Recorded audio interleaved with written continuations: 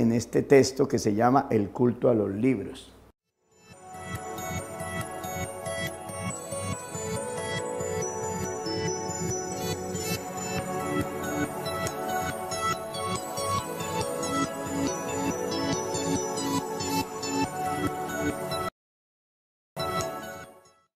Después de leer el texto nos damos cuenta que es como una apología al libro.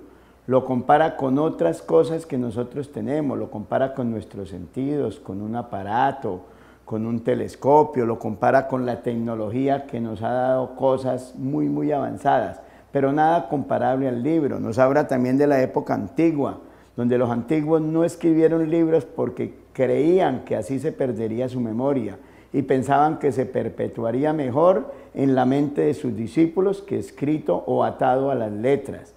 Entonces, al final nos hace una exhortación a leer, porque leer nos ayuda a recordar el pasado, leer nos ayuda a tener imaginación, a tener conocimientos. La lectura nos lleva a conocer todo el mundo.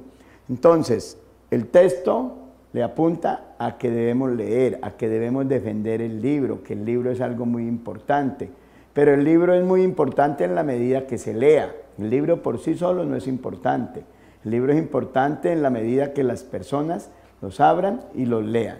Vamos a ver entonces qué preguntas nos hacen acerca del texto. Después de la lectura cuidadosa del texto, leemos las preguntas. Recuerden que si tenemos dudas en cuanto a lo que dice el texto, en las preguntas de carácter local, las que se refieren a una frase, a una palabra, nos podemos regresar a ver qué quiso decir el autor. Si es de sentido global la pregunta, como referente al título o la idea principal, no necesitamos regresarnos, o si nos regresamos debemos leerlo todo, porque es de sentido global. Vamos pues a la pregunta número 71. Pregunta 71. Según el texto anterior, los inventos del hombre son extensiones de su cuerpo y sus sentidos. Esto quiere decir que la tecnología, los inventos del hombre, que son la tecnología son los inventos del hombre, la manera como el hombre pone la ciencia al servicio de la humanidad. Esos inventos del hombre son extensiones de su cuerpo y sus sentidos. Esto quiere decir que la tecnología, elimina los obstáculos físicos e intelectuales que impiden una vida placentera, pretende ante todo la estabilidad social y cultural de la humanidad, reduce nuestra percepción del mundo pues acorta las distancias o aumenta las capacidades sensoriales, físicas e intelectuales del hombre. Cuando dice que son extensiones de su cuerpo y sus sentidos, quiere decir que nos aumenta nuestras capacidades y acorta las distancias. Un telescopio acorta la distancia, un televisor acorta la distancia, internet acorta las distancias, aumenta nuestros sentidos porque puede aumentar el tamaño de la letra, la velocidad a que llega. De manera que la opción que más se acerca al sentido del texto cuando habla de que la tecnología y los inventos son extensiones del cuerpo y nuestros sentidos es la D. ¿Por qué? Porque la tecnología aumenta las capacidades sensoriales, ver más rápido, ver más grande, físicas e intelectuales del hombre. La respuesta correcta, por lo tanto, es D.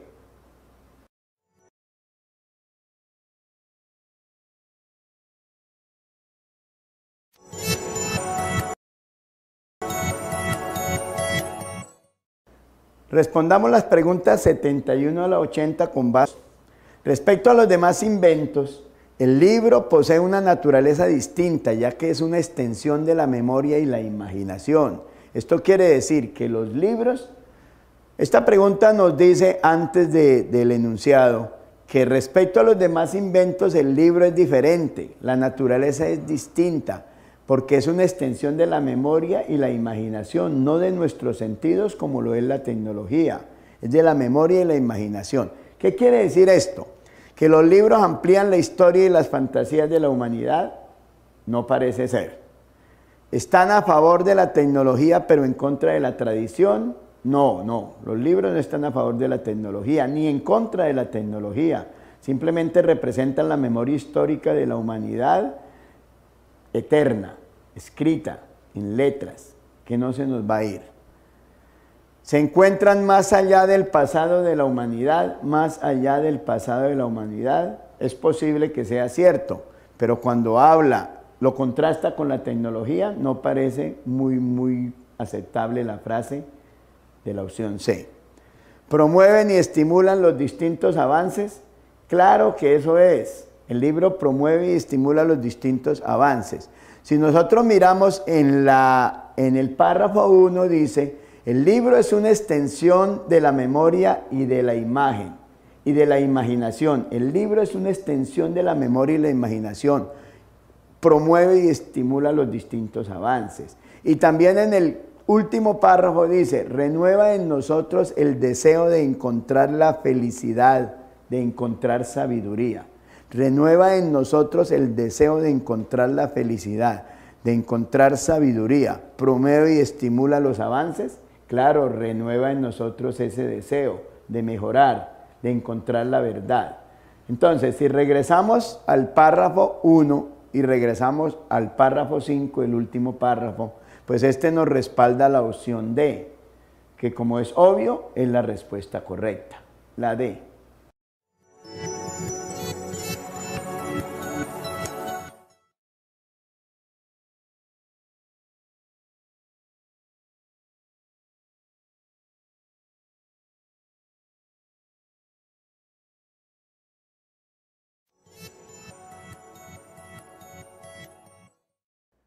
Respondamos las preguntas 71 a la 80 con base en este texto que se llama El culto a los libros.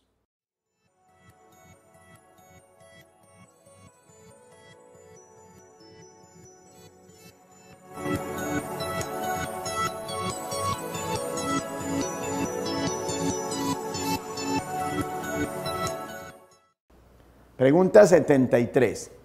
La expresión, comillas, un periódico se lee para el olvido, se refiere a. Esa frase está dentro del texto. Un periódico se lee para el olvido. No sobra que se regrese uno al texto, lo mire en qué contexto se usó, pero la sola frase tiene sentido propio. Un periódico se lee para el olvido, ¿qué quiere decir? Que los periódicos los leemos, los abandonamos y al otro día vendrá otro periódico que tiene nuevas noticias, de manera que las de ayer ya no presentan el interés de las de hoy, ni el de mañana. Aunque en realidad no es cierto que el periódico se olvide del todo, sí, el carácter periódico de que va apareciendo cotidianamente, sí pareciera que el periódico nuevo hace que olvidemos el de ayer y el de antier. Entonces, la frase un periódico se lee para el olvido se refiere a la naturaleza efímera y cotidiana de dicha publicación. El periódico tiene una publicación efímera y cotidiana. Efímera porque llega el que lo reemplaza, es flor de un día. La A es una buena opción. Veamos las otras.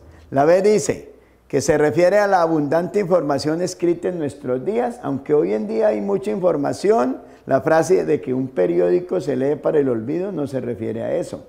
Se refiere a lo rápido que pasa un periódico. La naturaleza caótica y dispersa de dicha publicación tampoco se refiere a esto. No es caótica, no es dispersa, es cotidiana, es continua, sí es efímera. Excesiva influencia de los medios impresos no es una crítica a la influencia de los medios de comunicación.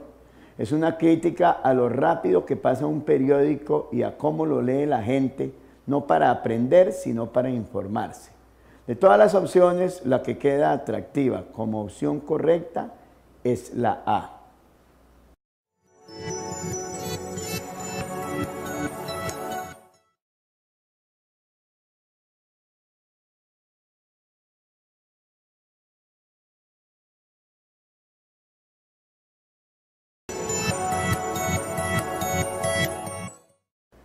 Respondamos las preguntas 71 a la 80 con base en este texto que se llama El culto a los libros.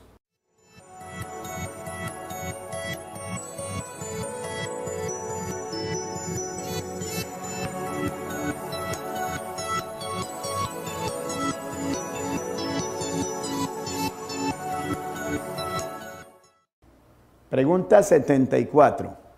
La antigüedad se caracterizó por ser una cultura oral y sus grandes maestros, entre los que se contaban Pitágoras y Sócrates, no escribieron sus enseñanzas porque, si nosotros nos remitimos al texto donde mencionan a Sócrates y a Pitágoras, allá dice una frase muy sabia. Dice, Pitágoras no escribió porque quería que su pensamiento viviese más allá de su muerte. Pitágoras no escribió porque quería que su pensamiento. Eso quiere decir que para Pitágoras la palabra escrita es efímera, es pasajera. El pensamiento es eterno. No escribió porque quería que su pensamiento viviera más allá de su muerte. Hoy pudiéramos pensar diferente, que lo que se plasma en la letra, en los videos, en la tecnología, trasciende nuestra vida, va más allá de nuestra muerte porque queda. Pero el pensamiento de los antiguos era este, y así lo hace ver el texto. ¿Por qué ellos no escribieron? ¿Por qué? Porque veían en la palabra escrita una fuerza superior a sus pensamientos. No es el sentido de la frase de Pitágoras ni de lo que creía Sócrates. ¿Prefirieron que sus discípulos se tomaran el trabajo de escribirlas? Tampoco. No creían mucho en la palabra escrita como fuente para el futuro y como medio de recordación. ¿Creyeron que la palabra escrita condenaría sus pensamientos al olvido? Esa es. Ellos creían que la palabra escrita haría que sus pensamientos se olvidaran, porque estaba ahí y no hacía que sus discípulos la recordaran con frecuencia mentalmente. Y la opción D habla de que prefirieron que sus discípulos recordaran directamente sus pensamientos. Sí, es cierto, preferían que lo recordaran directamente, pero aquí se refiere a que por qué creían ellos que si escribían eso se iba a perder su pensamiento. Pues precisamente porque no confiaban en la palabra escrita como fuente de recordación. La respuesta correcta, por lo tanto, es la C.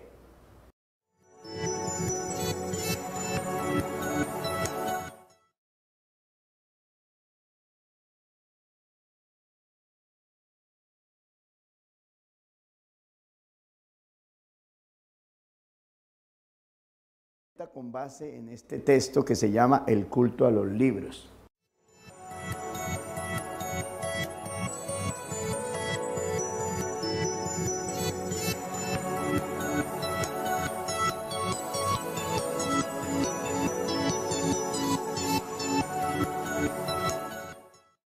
Pregunta número 75.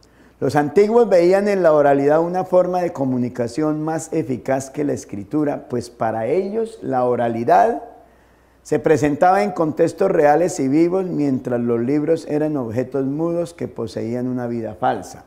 Sí, la oralidad, las clases de ellos eran una interacción entre discípulos y profesores, eran contextos vivos, eran contextos entre personas, no eran leer un libro ni recordar a alguien que no estaba. Mientras que los libros sí para ellos eran objetos mudos, que no se expresaban por sí mismos, que poseían una vida falsa. Suena la opción A como respuesta correcta. La B dice que era el medio de expresión más adecuado para la enseñanza, mientras que los libros no aportaban nada nuevo a sus pensamientos. También suena algo atractiva, que era el medio de expresión más adecuado para la enseñanza y los libros no aportaban nada nuevo a sus pensamientos. Entre la A y la B suena mejor la A. Se presentaba en contextos reales y vivos, mientras que los libros eran objetos mudos que poseían vida falsa. La opción C les permitía crear nuevos personajes y gracias a esto sus pensamientos y reflexiones se multiplicaron. No parece que el texto se refiera a esto, que les permitía crear nuevos personajes y gracias a esto sus pensamientos se multiplicaron. A la oralidad tal vez no.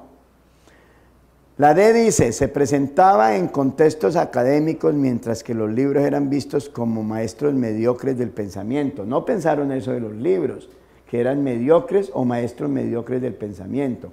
Pensaban más bien, como lo dice el texto, que si las palabras eran orales, se quedaban en el pensamiento de sus discípulos y estos se encargarían de preservar esas ideas. La respuesta más atractiva es la A.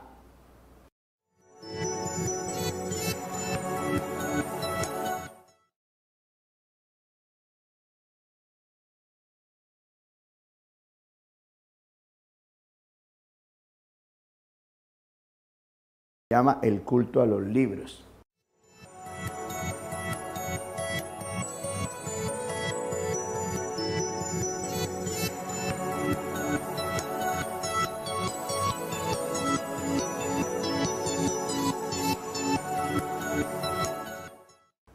Pregunta 77.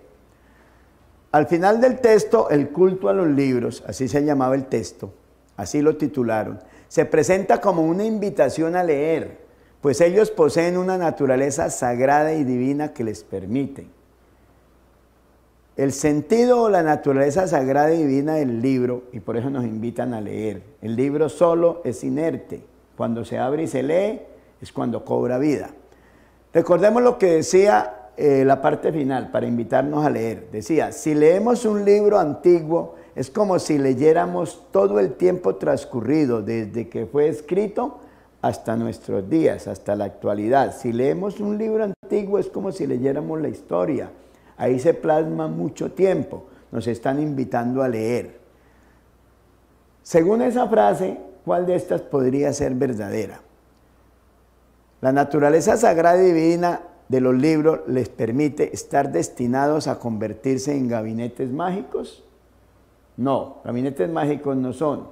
Son un lugar donde se deposita la memoria de la humanidad, la historia de la humanidad, el pensamiento de la humanidad desde la antigüedad hasta hoy. Ser portadores del tiempo y la memoria de la humanidad es precisamente el sentido de la frase que acabamos de reproducir y que está en el último párrafo, ¿sí? La memoria de la humanidad, el libro es portador del tiempo y la memoria. Claro, si leemos un libro antiguo es como si estuviéramos leyendo todo el tiempo transcurrido desde que fue escrito hasta la actualidad. La respuesta B, la opción B, es muy atractiva. La opción C dice que les permite estar aprisionados por el papel y la portada, nada más lejos de la realidad. Ese no es el sentido de la exhortación final. Y la D dice que les permite ser extensiones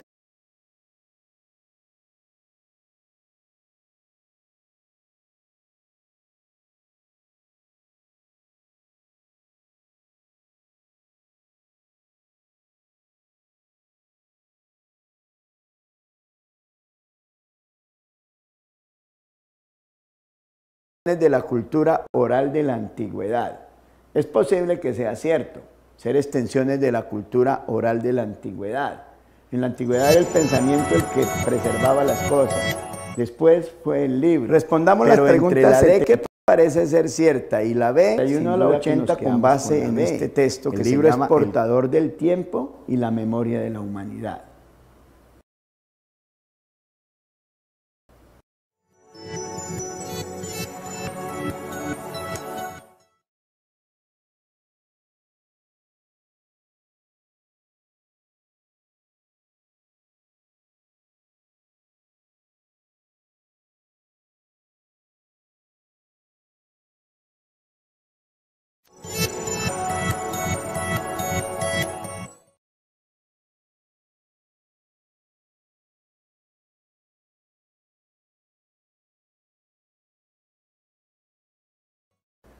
Respondamos las preguntas 71 a la 80 con base en este texto que se llama El culto a los libros.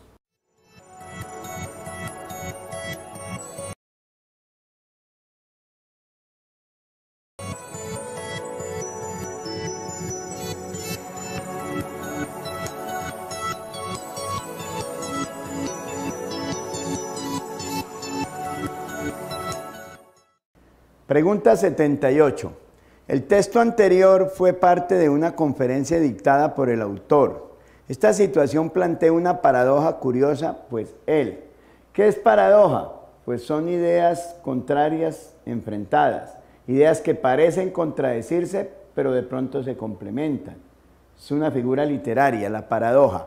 ¿Por qué, si el texto anterior fue parte de una conferencia dictada por él, suena a paradoja? Porque está defendiendo lo escrito y se está expresando oralmente. La conferencia es oral y él defiende el libro, que es algo escrito. Por eso suena a paradoja. Pues él niega la importancia de la cultura oral de la antigüedad. No, no la niega. Y si la negara tampoco tiene que ver con la aparente paradoja mostrada. ¿Defiende el placer de leer y niega la importancia de escuchar? Tampoco. Sí defiende el placer de leer, pero no niega la importancia de escuchar. Es más, no la puede negar porque está en una conferencia donde espera ser escuchado. B.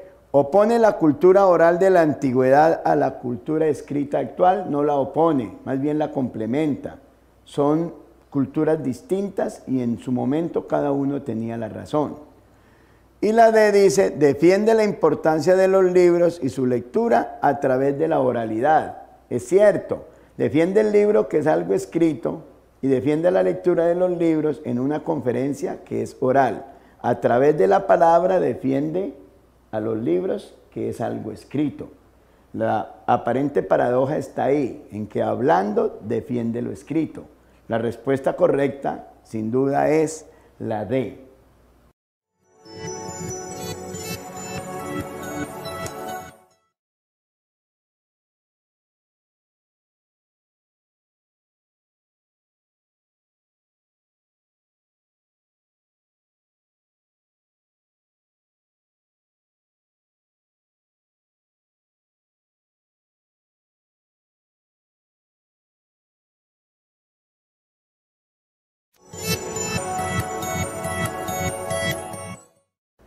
Respondamos las preguntas 71 a la 80 con base en este texto que se llama El culto a los libros.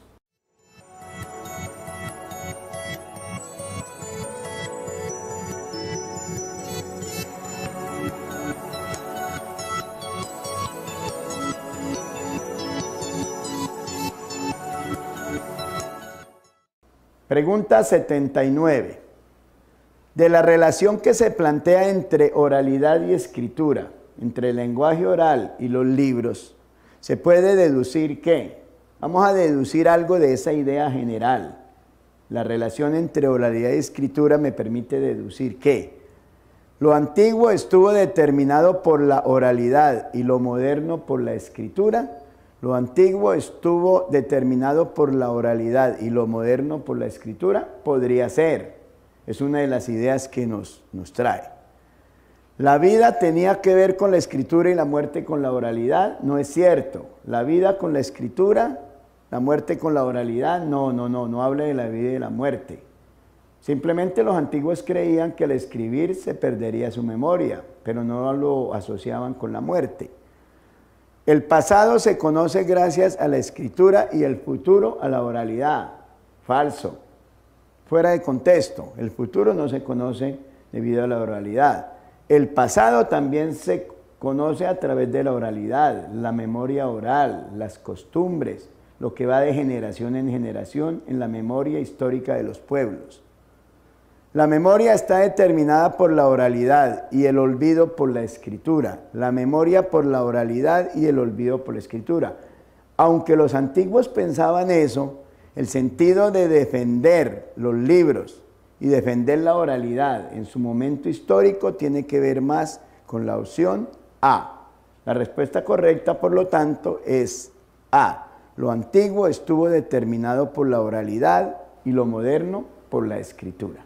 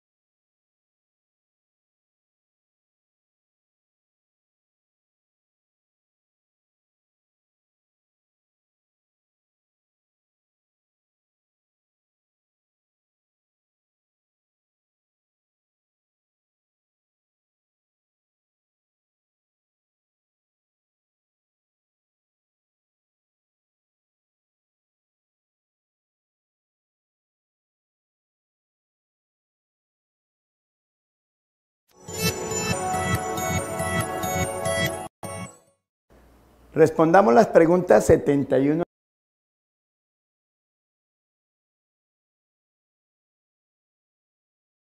a la 80 con base en este texto que se llama El culto a los libros.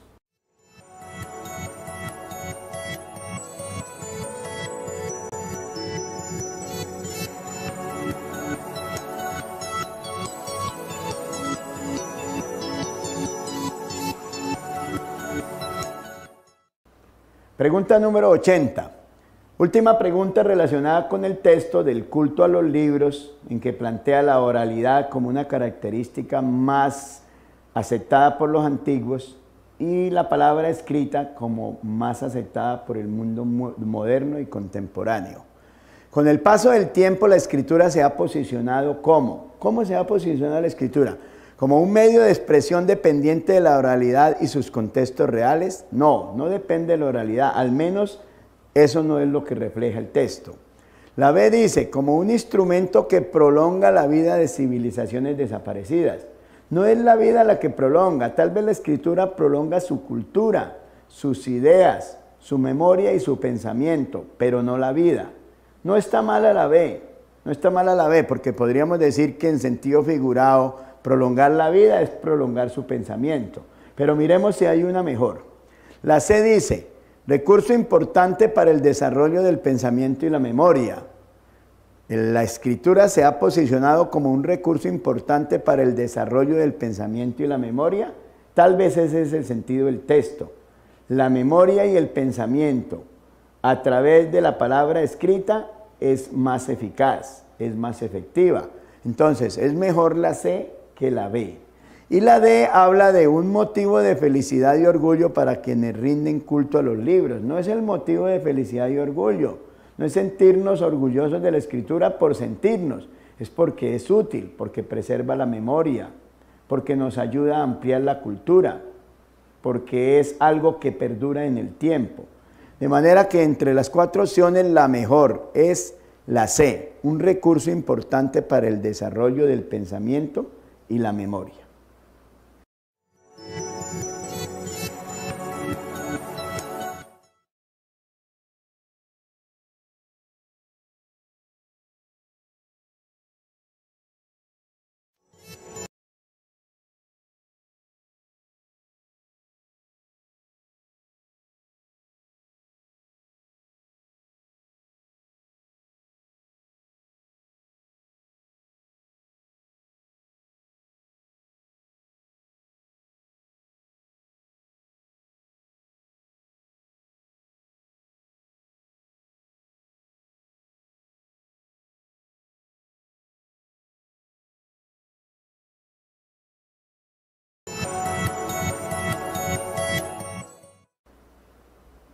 Pregunta 81. Aquí comienzan las preguntas pedagógicas que se contestan con el marco de la escuela nueva, salvo que me digan otra cosa y me mencionen una escuela diferente, una tendencia distinta, un pedagogo que le aportó algo, pero en general se resuelven como se debe resolver aplicando las teorías o el pensamiento de los pedagogos del constructivismo, de la escuela nueva, Vygotsky, Oswald y otros pensadores que le aportaron mucho a esto que nosotros queremos construir en el proceso de enseñanza y aprendizaje contemporáneo. La pregunta 81 dice, el modelo pedagógico de su colegio contempla que el aprendizaje significativo evidencia la idea de que la educación es un conjunto de experiencias que contribuyen al engrandecimiento del ser humano y por ende se constituye en una teoría de la educación. Por lo tanto, la aplicación de esta teoría en el contexto escolar es fundamental porque favorece en los estudiantes desarrollos afectivos, cognitivos y psicomotores, procesos educativos, reflexivos e interpretativos, pensamientos y sentimientos éticos, construcciones conceptuales de diferentes temáticas. Cuando hablamos del engrandecimiento del ser humano, y una teoría de la educación es porque al ser humano lo debemos educar desde todos los puntos de vista, desde todas sus dimensiones. Las dimensiones son el ser, el saber y el hacer. Saber bastante, hacer cosas con lo que sé y sobre todo ser un buen ser humano. Tener emociones, ser respetuoso, amar, respetar, Ante todo, eso es lo que pretende la educación moderna, engrandecer al ser humano desde todas las dimensiones. Esto es la educación integral.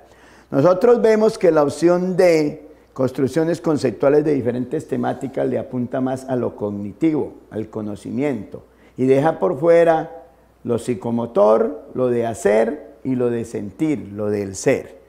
La opción C, pensamientos y sentimientos éticos, le apunta al ser, al comportamiento, pero deja por fuera el conocimiento y la parte psicomotriz.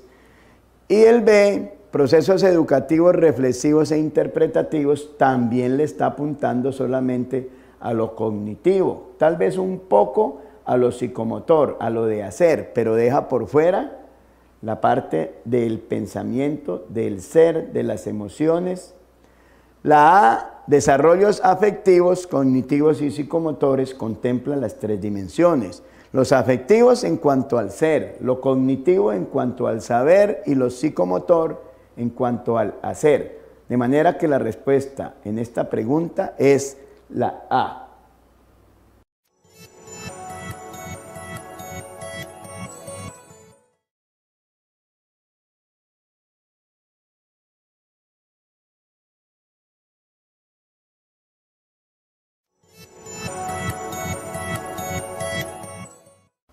Pregunta 82. Cada vez se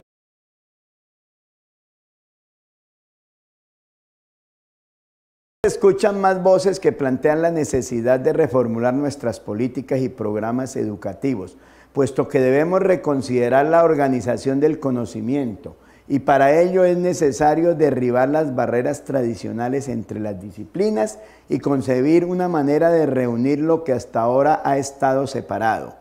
Este planteamiento es importante para su función docente porque le permite desarrollar con los estudiantes. ¿De qué habla el contexto? Habla de la transversalidad, de la correlación horizontal, derribar las barreras entre las disciplinas, hacer todo junto. Una disciplina puede auxiliar a otra y no se deben ver como islas. Entonces, ¿qué le permite tener esta idea clara cuando usted desarrolla trabajo con sus estudiantes? Le permite desarrollar reflexiones acerca de la interdisciplinariedad. En realidad la interdisciplinariedad la va a aplicar, no va a reflexionar con los estudiantes acerca de ella. Va a hacer que sea más eficaz su proceso de enseñanza-aprendizaje aplicando la interdisciplinariedad, más no reflexionando acerca de ella. La B dice, cuestionamiento sobre la especialización de las disciplinas, tampoco es la razón. Análisis de las diferentes dimensiones de un fenómeno social, tal vez esta sí. El mismo fenómeno visto desde distintos puntos de vista. Como vimos antes, las dimensiones del ser humano son muchas, las disciplinas en que nos desenvolvemos son muchas. Derribar esas barreras me permite ver un mismo fenómeno desde diferentes ópticas. La D dice, trabajos de investigación de diferentes temáticas. Trabajos de investigación, no se trata de desarrollar diferentes temáticas, se trata de integrarlas y reforzarlas, o sea, de aumentar el conocimiento de ellas sirviéndonos de otras disciplinas como auxiliares. La respuesta correcta a la que le apunta esta pregunta es la C, análisis de las diferentes dimensiones de un fenómeno social.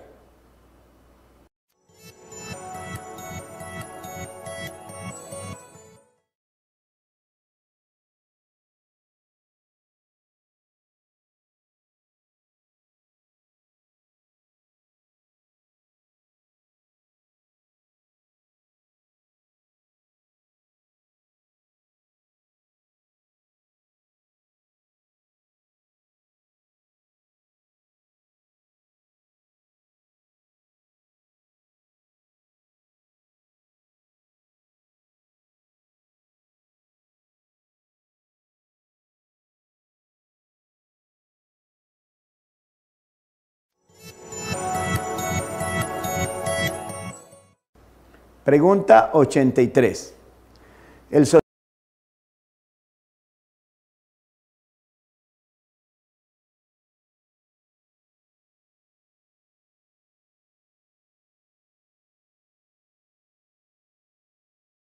sociólogo Edgar Morin el del pensamiento complejo, plantea que la educación debe favorecer la aptitud natural del espíritu para plantear y resolver los problemas y estimular el pleno empleo de la inteligencia general. Usted utilizaría este planteamiento para desarrollar la actitud interrogativa de los estudiantes, reflexionar acerca de la historia del pensamiento científico, plantear, desarrollar y sistematizar, analizar situaciones problemáticas. ¿Qué dice Morin en este aparte?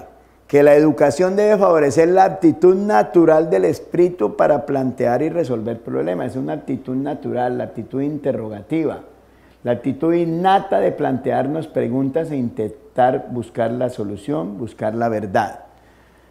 La respuesta que me hace acomoda a este pensamiento, a esta parte del pensamiento del sociólogo, es desarrollar la actitud interrogativa de los estudiantes, esa actitud innata, natural a hacernos preguntas. La respuesta, por lo tanto, es la opción A.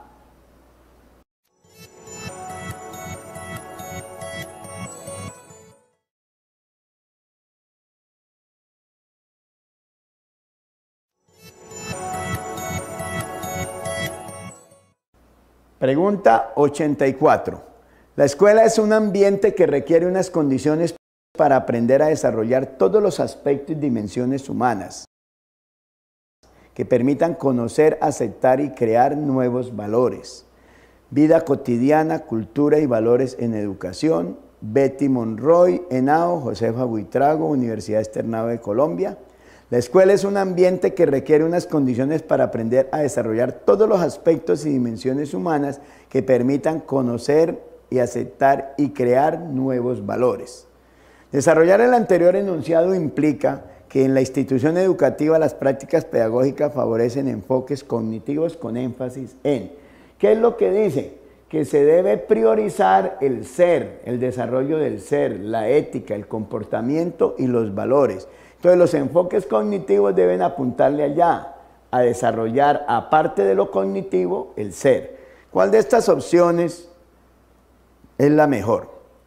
La memorización como base del aprendizaje no le apunta a lo ético, no le apunta al comportamiento, le apunta simplemente a lo cognitivo y de una manera pues antigua, de una manera que ya está mandada a recoger, la memorización como base del aprendizaje.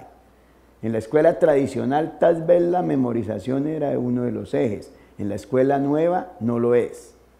La B dice, el razonamiento moral para el comportamiento. El razonamiento moral, teniendo conocimiento, yo puedo tener un buen razonamiento moral para desempeñarme en el entorno de la sociedad y para tener un buen comportamiento.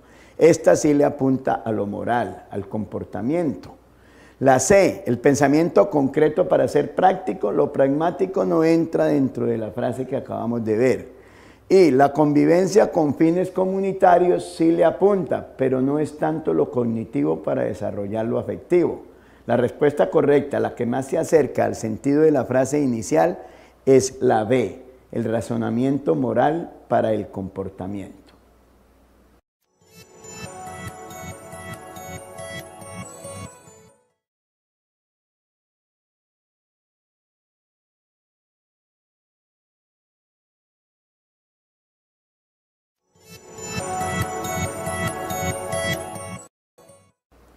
Pregunta 85. El estudiante es el resultado de los medios nuevos. Por lo tanto, un nuevo estudiante requiere un nuevo tipo de enseñanza. Esta expresión es importante para el profesor en el reconocimiento de los procesos de aprendizaje de sus alumnos porque le permite comprender que el estudiante es el resultado de los medios nuevos. Quiere decir que a medida que los medios se desarrollan y el entorno cambia, también hay que cambiar los procesos. ¿Por qué? Vamos a ver, ¿qué le permite comprender al profesor el reconocimiento de esto?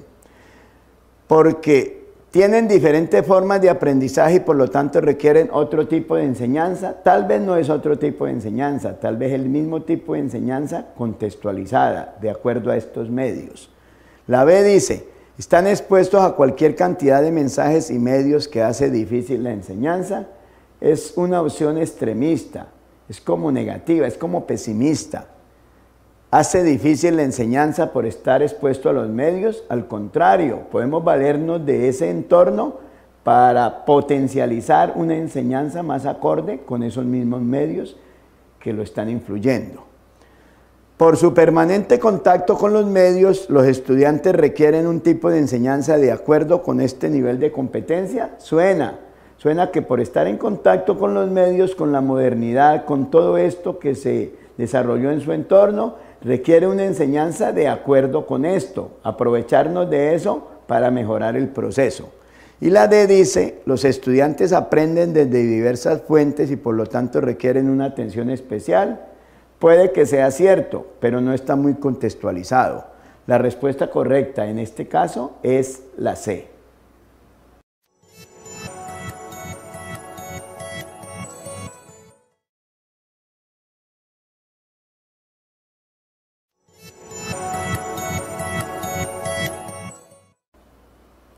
Pregunta 86. La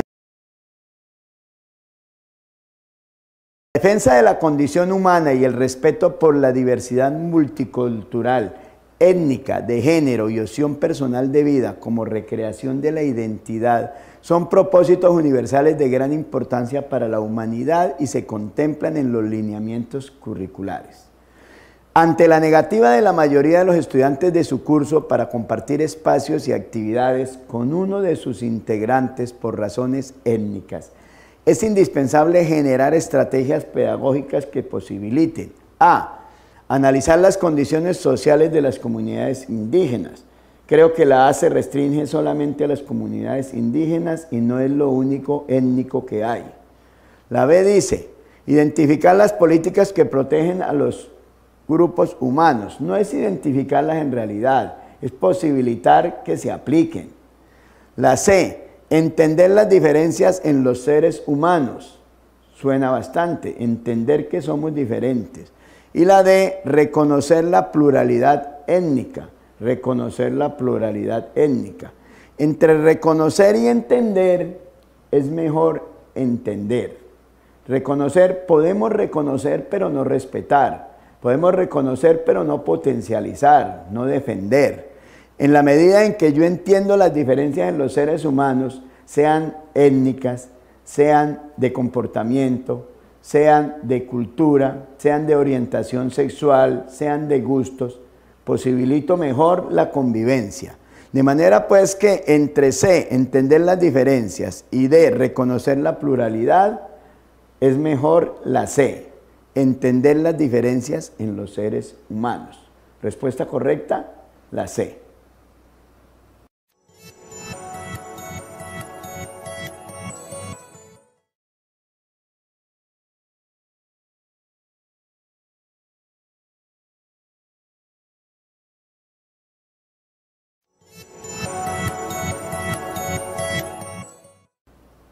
Pregunta 87. En la planeación de su área, usted se propone desarrollar un proyecto de aula con los estudiantes de grado noveno sobre historia de mi barrio. Historia de mi barrio.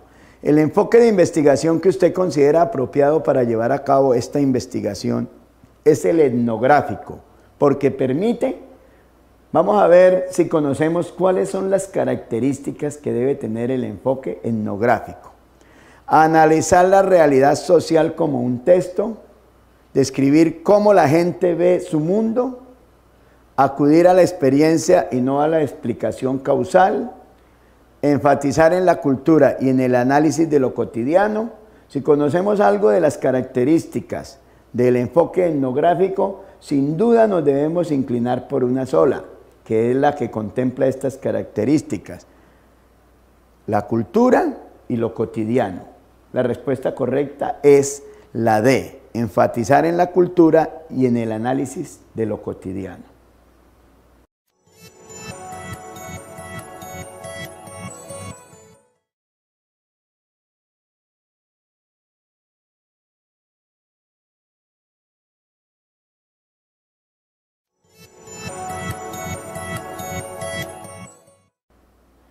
Pregunta 88.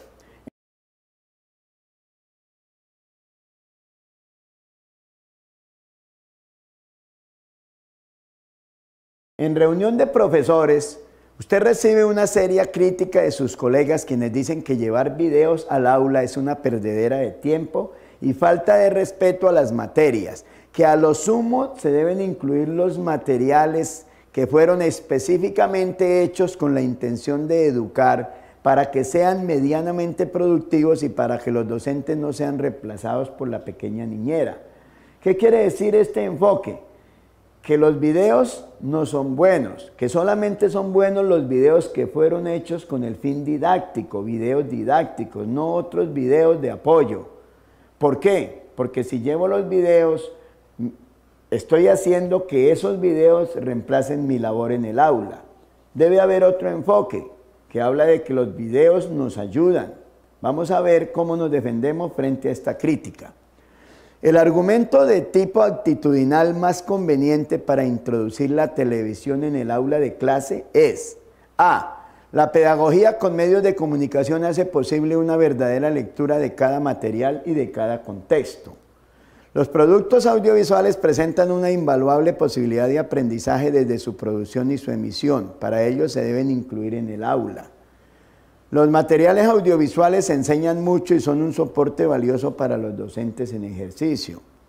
Los medios de comunicación hacen parte del mundo de la vida cotidiana de las personas. Tenerlo como referencia en el aula hace posible un acercamiento al contexto. Todas las cuatro pueden ser válidas. A, B y C, para eso nos pueden servir los materiales audiovisuales. Pero la crítica que me hacen yo la puedo mirar desde un punto de vista actitudinal, diciendo: el mundo moderno tiene televisión, tiene cine, tiene videos, tiene medios audiovisuales. Los estudiantes no se pueden sustraer a eso. Llevar esto al aula le permite a los estudiantes aprender contextualizadamente, ya que la televisión hace parte del mundo moderno, del contexto del estudiante. Llevarlo al aula es importante para tenerlos como referencia, para acercarnos a ese contexto. Eso es lo que dice la opción D, que debe ser la respuesta que debemos marcar. Es la mejor. Opción D.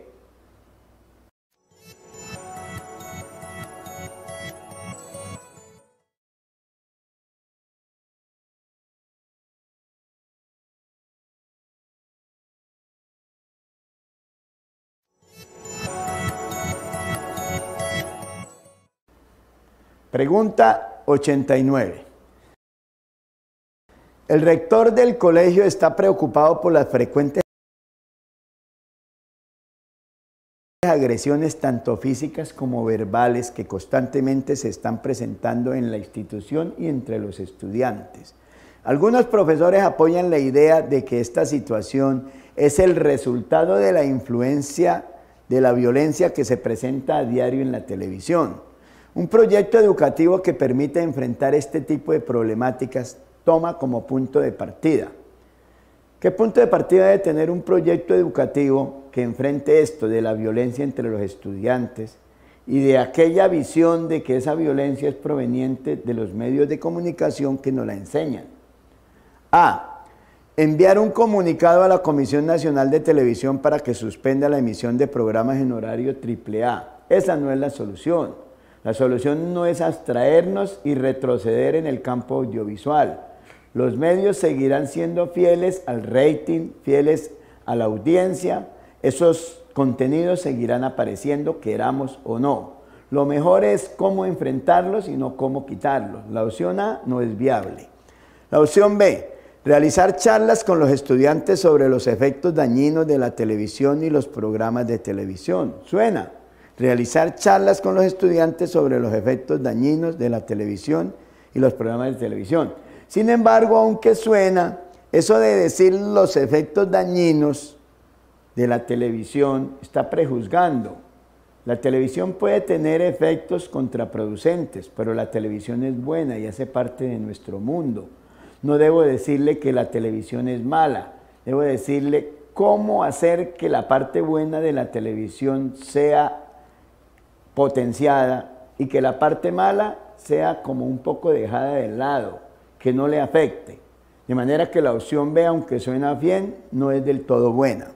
La opción C dice: Solicitar a los padres de familia apagar el televisor cuando se presenten este tipo de programas tampoco es viable. En la casa van a verlos, en otros medios diferentes los van a ver, en internet, en sitios diferentes a su hogar van a estar sometidos al influjo de la televisión. De manera que no es la política del avestruz, olvidarnos de eso, meter la cabeza en el suelo y no saber lo que pasa a nuestro alrededor. La opción D dice, estudiar los posibles gustos televisivos de la comunidad académica y analizar los factores asociados a los comportamientos violentos. Si los comportamientos violentos son los que creemos que están influenciados por la televisión, hay que explorar por qué los estudiantes se comportan así, qué parte de la televisión les gusta y si hay que influir en esos gustos un poco, sin necesidad de cambiárselos, pues se podría. Tratar de motivar a que vean otro tipo de televisión, televisión más educativa, televisión más formadora. Entonces, de las 4 opciones, la mejor es la D.